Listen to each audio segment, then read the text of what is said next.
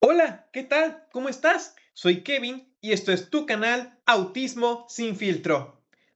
En este programa les estaré hablando acerca de cómo fue que llegué yo a mi diagnóstico del espectro autista. En este caso, específicamente síndrome de Asperger, a los 12 años.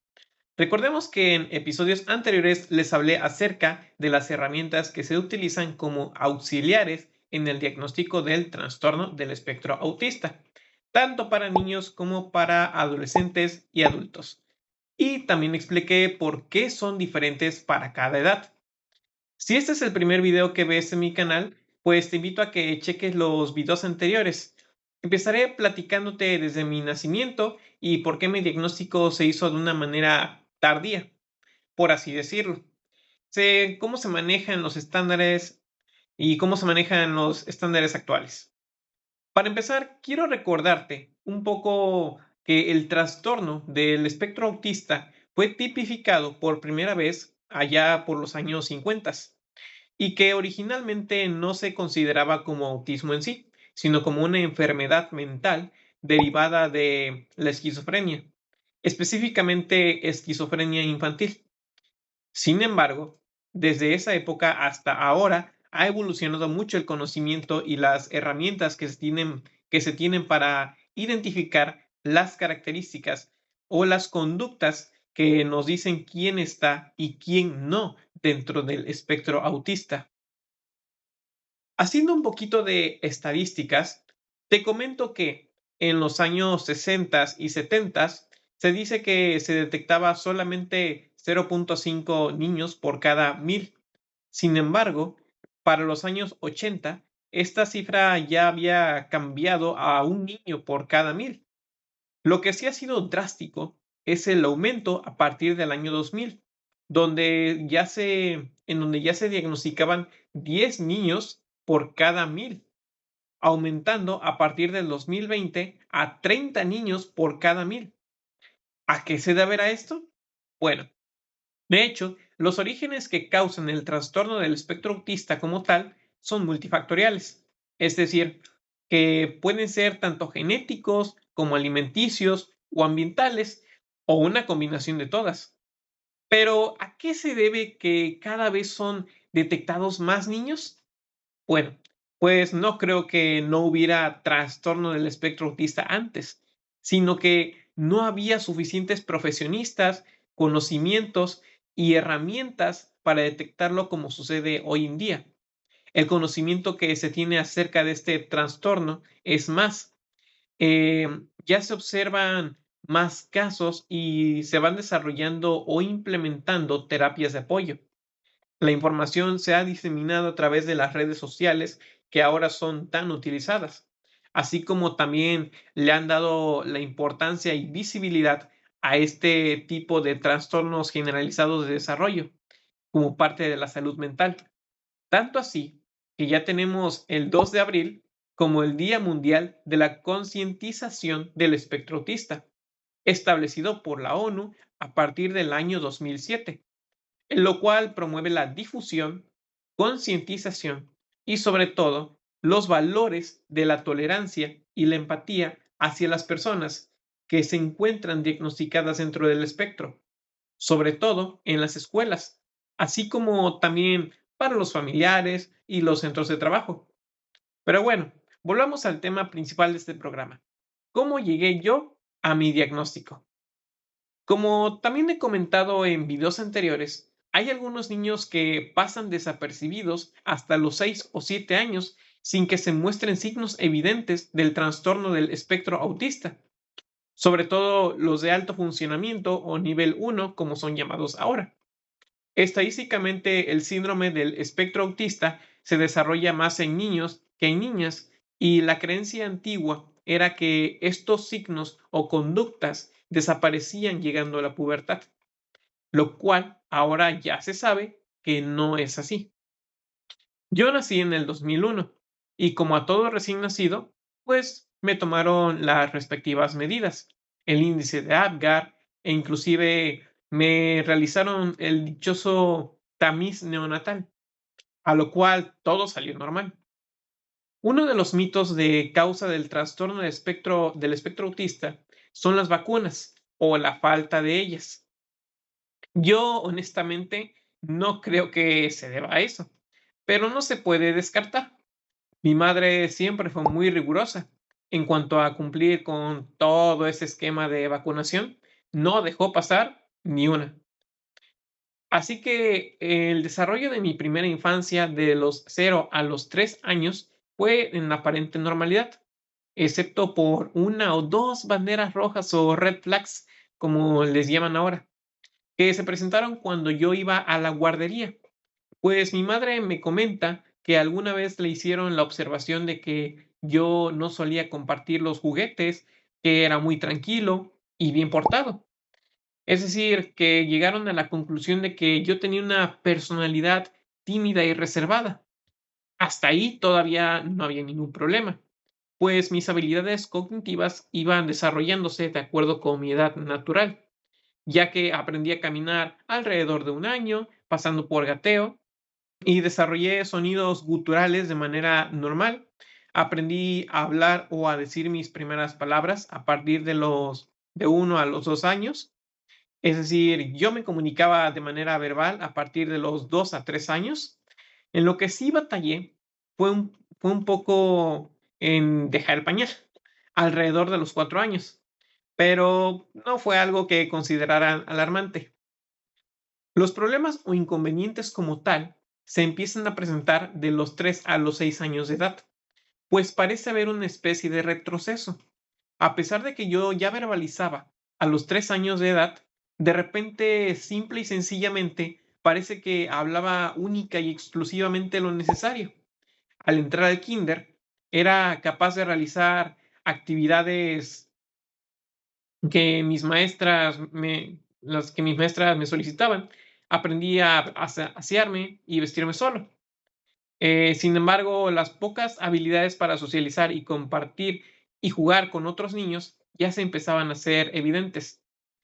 Y es por eso que al notar esos detalles, mis padres me llevan con un psicólogo por primera vez, el cual, después de analizarme, determina que no hay ningún tipo de trastorno o conducta que deba ser tratada. Inclusive, también a la edad de los 7 años, me analiza un psicopedagogo y determina que no hay ningún tipo de retraso o problema cognitivo ni físico visible. Sin embargo, mis padres no podían dejar de notar el hecho de que yo manejaba un lenguaje demasiado formal a la hora de expresarme.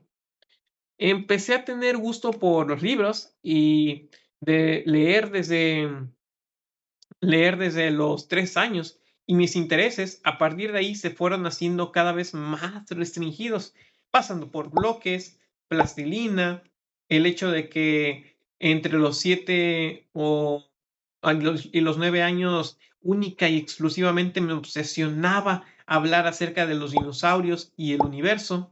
No me gustaba besar, ni que me besaran o saludar de mano, y me eran bastante incómodos los abrazos o demostraciones de cariño, además de algunas observaciones por parte de mis maestras de la primaria, en donde yo no contestaba en el pase de lista cuando decía mi nombre, solamente levantaba la mano. A veces no miraba a los ojos cuando hablaba con alguien, y algunas tareas escolares o algunas actividades que se quedaban sin terminar. Y de repente mi madre se apoyaba en mis compañeros para averiguarlas. También empecé una especie de tics, pero eso no tiene tanto que ver con el autismo. Después les voy a comentar a qué se debía. Mi desarrollo en la primaria, aparte de estas situaciones, fue prácticamente normal. Fui de los primeros de mi clase en aprender a leer sin deletrear. Era bueno para el cálculo mental de las matemáticas. Las actividades extraescolares las llevaba a cabo. Los exámenes los pasaba con buenas calificaciones. De hecho, siempre fueron 9 o 10. Inclusive concursé en olimpiadas del conocimiento, representando a mi escuela. Jugaba con mis compañeros a la hora del receso y hasta participaba en eventos artísticos. No es que fuera el mejor bailarín, el único inconveniente eran mis habilidades motrices, pues no era muy bueno que digamos en los deportes. No, pero digo, no todos lo somos. Soy zurdo y siempre tuve problemas para escribir bonito. Mi capacidad para memorizar gran cantidad de información se hizo evidente desde esta etapa de mi formación, lo cual me hizo participar en eventos de declamación y oratoria. Lo cierto es que al ser hijo único, siempre tuve una vida muy estructurada y apegada a rutinas, lo cual hizo difícil que descubrieran que los cambios drásticos me perturbaban. Mis gustos culinarios también eran restringidos. Sin embargo, mis padres podían llegar a ser consentidores y permisivos en ese aspecto. Y ya era evidente que algunas texturas, colores y sonidos me eran molestos y que me gustaba la rutina. Ocasionalmente llegué a presentar 2 o 3 berrinches o reacciones exageradas, pero en un niño de 5 o 9 años no era alarmante. Es hasta el año 2012, cuando yo tenía 11 años, que precisamente en un día 18 de febrero, Día Mundial del Síndrome de Asperger, mi madre estaba viendo un programa de espectáculos de televisión, cuando entrevistan a un joven que con esa condición había logrado graduarse como ingeniero mecánico y se encontraba ya laborando.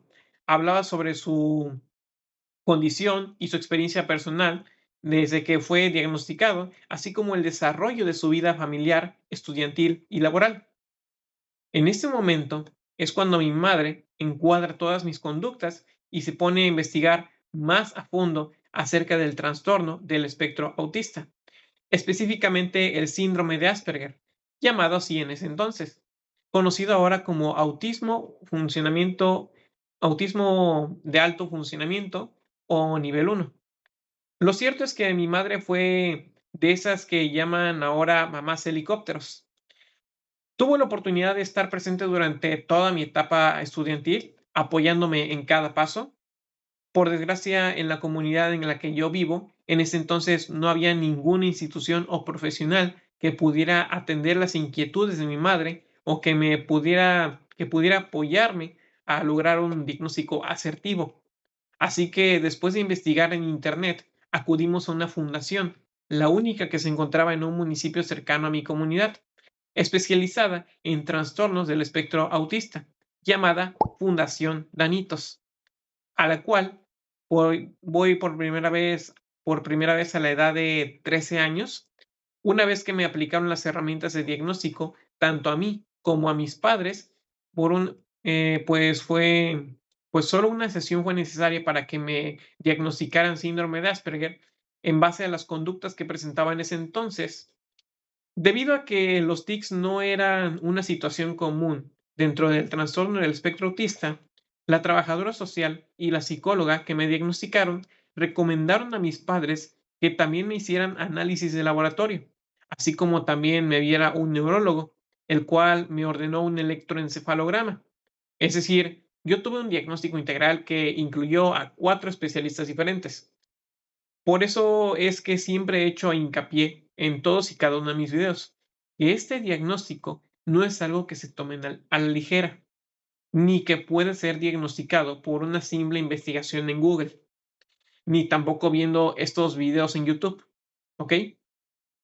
Y pues bueno, aparte del síndrome de Asperger, resultó que el electroencefalograma arrojó una especie de crisis epilépticas llamadas crisis de ausencia, las cuales no son ataques epilépticos como tal, sino que me hacían perderme o desconectarme durante segundos o hasta minutos en diferentes momentos del día, así como también síndrome de Tourette. Ya he comentado anteriormente que también es muy común encontrar otro tipo de síndromes o trastornos asociados al trastorno del espectro autista. Y pues bueno, ahí estaba la explicación de el por qué yo me perdía de algunas explicaciones de la clase. A veces parecía como ido, o mis apuntes en la escuela estaban incompletos, así como el origen de los tics que fui desarrollando durante diferentes etapas de mi infancia y adolescencia, los cuales fueron variados. la mayoría eran sonidos y sí, requirió, aparte de las terapias que llevé en Fundación Danitos, de tratamiento médico especializado, es decir, medicamento, no para el síndrome de Asperger, sino para estos otros 2 trastornos que se presentaron de manera conjunta. A partir de ahí, todo fluyó porque, como he dicho antes, el hecho de que tú tengas un diagnóstico ayudó a mis padres a que me apoyaran de una mejor manera para mi mejor desempeño escolar y social. Y por supuesto, también mejoraron mis relaciones. La comprensión de mi familia en general, se tuvo que comentar con cada uno de mis maestros, no para que me tuvieran una especie de favoritismo, lástima, sino para prevenirlos acerca del tratamiento o los procesos y terapias que yo estaba pasando. En fin, ese fue el proceso para yo llegar a un diagnóstico asertivo. Después de que, después de eso, cursé la secundaria y bachillerato sin problemas, ya que en mi comunidad se manejan grupos pequeños de alumnos. La mayoría de mis compañeros de escuela los conocí desde el kinder y me acompañaron hasta la prepa, por lo cual sí desarrollé grandes amigos. Recibí mucho apoyo por parte de mi familia, la comprensión y tolerancia de mis maestros que me impulsaron a trabajar en mis áreas de oportunidad y supieron explotar mis habilidades, como la gran capacidad de memoria, habilidades para el dibujo, pintura, juegos de mesa como el ajedrez. El único deporte que me encanta es la natación. Y sí, hasta la fecha conservo mis juguetes. No me gusta decir malas palabras, sigo manejando lenguaje formal, he aprendido a diferenciar el sarcasmo, la ironía, el doble sentido.